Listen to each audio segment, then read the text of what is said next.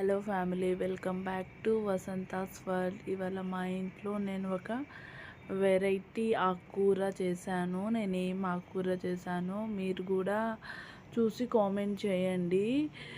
ఫస్ట్గా ఏం చేయాలంటే ఒక ప్యాన్లో కొంచెం వాటర్ యాడ్ చేయాలి. యాడ్ చేసేసి ఆ ఆకుకూరని ఇందులో వేసేయాలండి. వేసేసి శుభ్రంగా క్లీన్ చేసుకోవాలి. ఒక 3-4 వాటర్స్తో శుభ్రంగా క్లీన్ చేసుకోవాలి. క్లీన్ చేసుకున్న తర్వాత ఒక జల్లి లాంటి గిన్నెలో తీసి పక్కన పెట్టేయాలండి.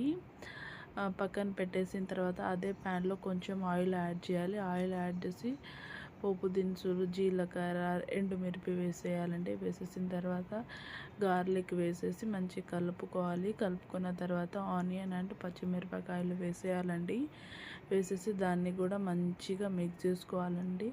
అందులో కొంచెం కరివేపాకు కూడా యాడ్ చేసుకోవాలి. యాడ్ చేసుకున్న తర్వాత దాన్ని కూడా మంచిగా మిక్స్ చేసుకోవాలి. మిక్స్ చేసుకున్న తర్వాత ఆకుకూరని ఇందులో వేసేయాలండి. దీని పేరేంటో నాకు తెలియదు, మీరు చెప్పండి. ఎప్పుడు ఒకే రకం కాకుండా అప్పుడప్పుడు ఇలా డిఫరెంట్ ఆకుకూరలు కూడా తినాలి. దీనివల్ల చాలా హెల్త్ బెనిఫిట్స్ ఉన్నాయట. దీని పేరేంటో నేను లాస్ట్లో చెప్తాను. తర్వాత ఒక నానబెట్టుకున్న పెసరపప్పుని ఇందులో వేసేయాలండి. వేసేసి అంతా మంచిగా మిక్స్ చేసుకోవాలి. దీన్ని తినడం వల్ల హై ప్రోటీన్ ఉంటుందట ఇందులో, అండ్ ఫైబర్ ఉంటుంది, కాల్షియం ఉంటుంది. ఇది ఎక్కువగా పల్లెటూరులో దొరుకుతుందండి. సిటీలో అయితే చాలా తక్కువ. దొరికినప్పుడు తీసుకొచ్చి తినండి. వెయిట్ లాస్ అవ్వాలనుకునే వాళ్ళు కూడా తింటే చాలా మంచిది. అలాగే మోకాలు నొప్పి ఉన్న వాళ్ళకి తింటే కూడా చాలా హెల్త్కి మంచిది. వారంలో కనీసం ఒక 2-3 టైమ్స్ తినేలా చూసుకోండి. తర్వాత ఏం చేయాలంటే కొంచెం పసుపు, కారం, తగినంత సాల్ట్ వేసేసి అంతా మిక్స్ చేసుకోవాలండి.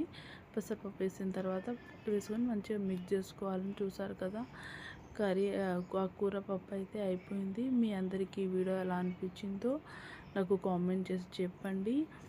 ప్లీజ్ దయచేసి అందరూ నా ఛానల్ని సబ్స్క్రైబ్ చేసుకోండి. నా వీడియోకు షేర్ చేయండి, లైక్ చేయండి. ఏమైనా డౌట్ ఉంటే కామెంట్ చేయండి. దీన్ని వేడిగా కానీ జొన్న రొట్టె మీద వేసుకొని తింటే నిజంగా చెప్తున్నా సూపర్ ఉంటుంది. ఈ వీడియో చూసి ట్రై చేయండి ఫ్యామిలీ. ఓకేనా? ఇంకో మంచి వీడియోతో కలుస్తాను. Okay, bye bye family.